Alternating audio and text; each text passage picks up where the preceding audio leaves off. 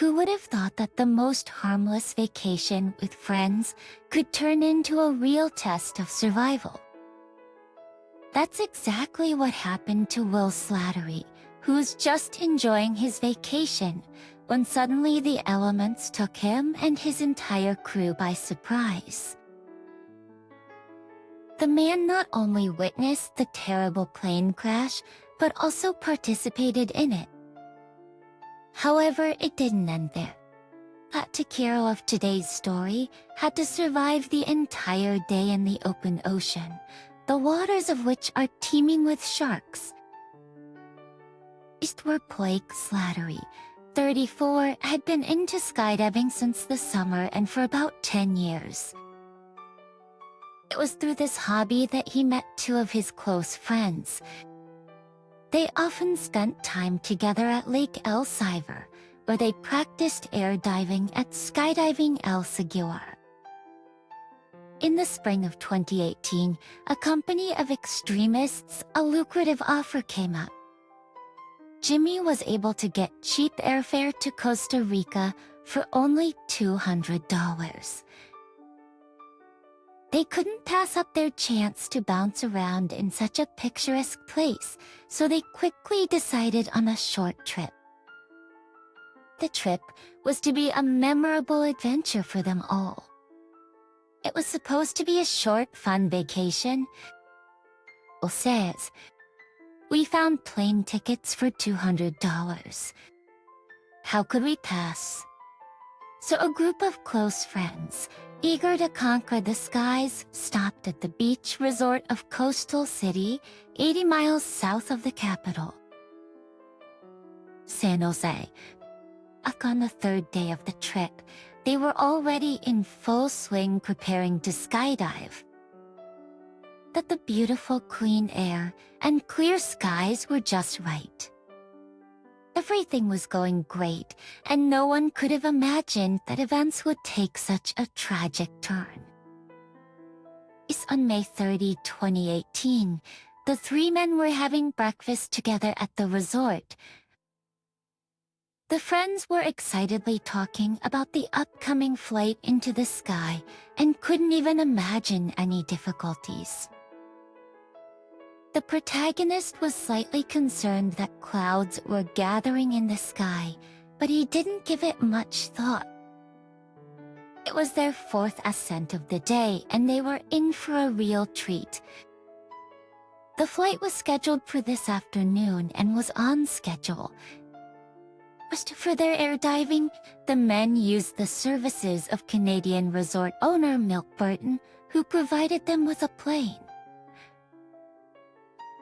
Also on board were two Costa Ricans, a student skydiver, and of course the pilot of the aircraft himself.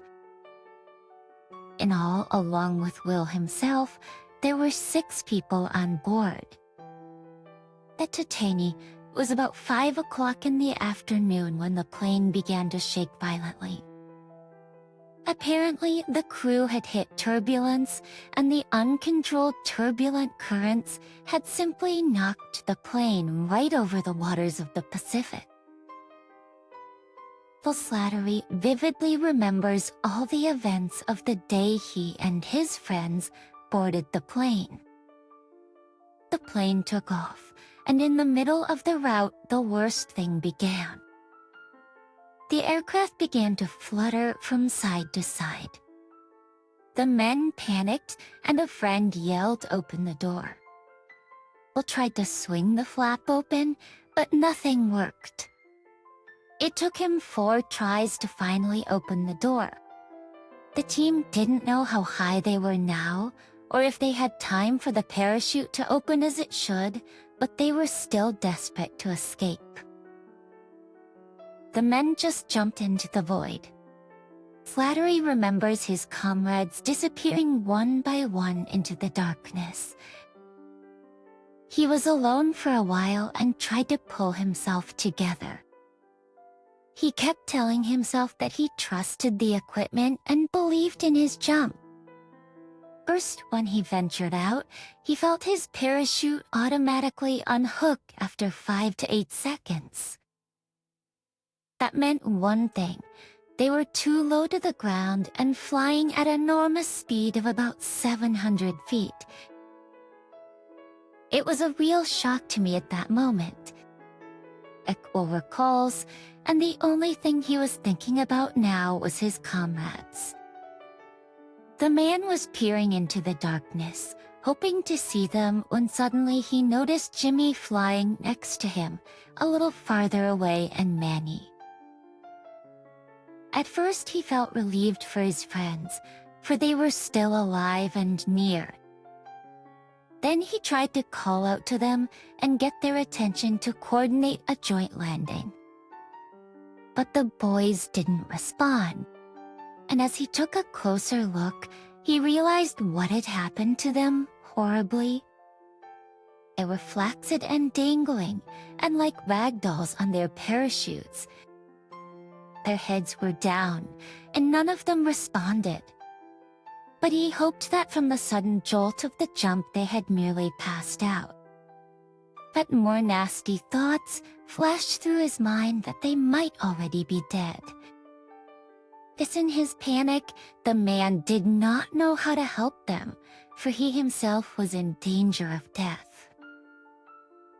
He could not move toward them.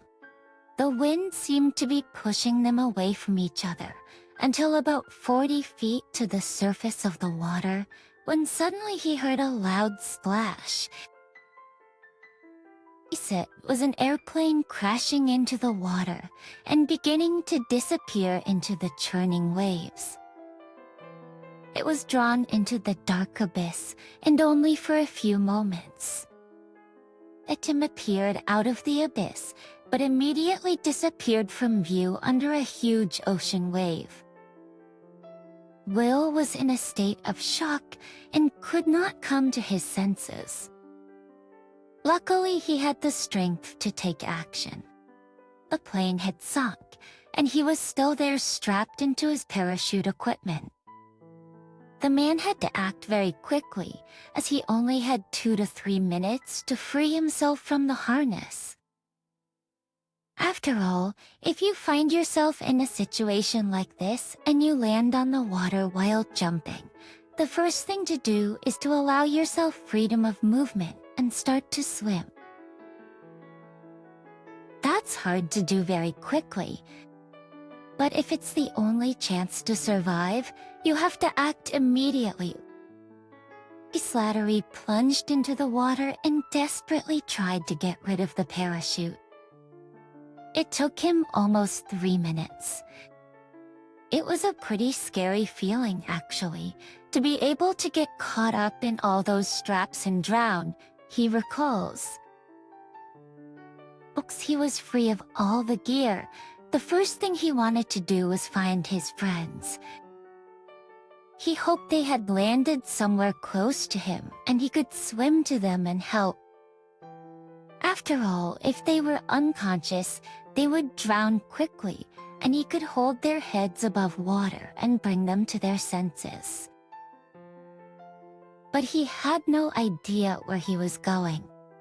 He took off his shoes and shirt to make it easier to paddle in those crazy waves and started calling for his comrades. But no one answered.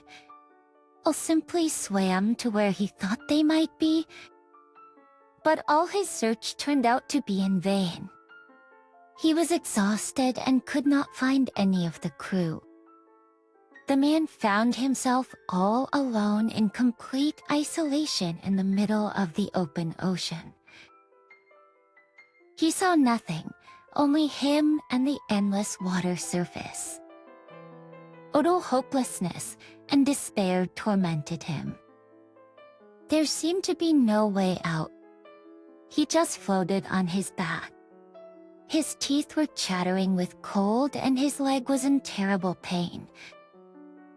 He'd been bitten by a jellyfish, and the waters he was now in were swarming with sharks. He knew that though the plane crash had already happened, the danger was not yet over. But now, without strength or any aids, he could become fish food. But just when the man thought that would be the end of it, he came upon a round floating tree trunk, about 7 feet long and 2 feet in diameter, that floated right under his nose. He couldn't even imagine what this log was doing in the middle of the ocean, but still, he decided not to despair and keep fighting for his life.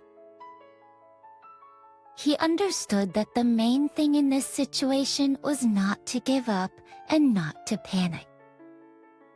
"I knew panic would kill me," the man recalls. Of course, it was extremely difficult to remain calm. But the parachute survivor kept repeating to himself that he would be able to overcome all difficulties and would do his best. 5 hours later, the man felt completely exhausted. His muscles were aching, and his adrenaline reserves were exhausted. He was without strength and could see nothing around him. That's only darkness surrounded him. He began to rave. He thought he was in some kind of complete isolation, where no one could find him. Suddenly, through the veil, he began to see lights. This revived him, and the man began to bring himself to his senses. It was on May 31, about 5 p.m., the parachutist was found by local fishermen on their boats. Now, after 24 hours in the open ocean, he was rescued.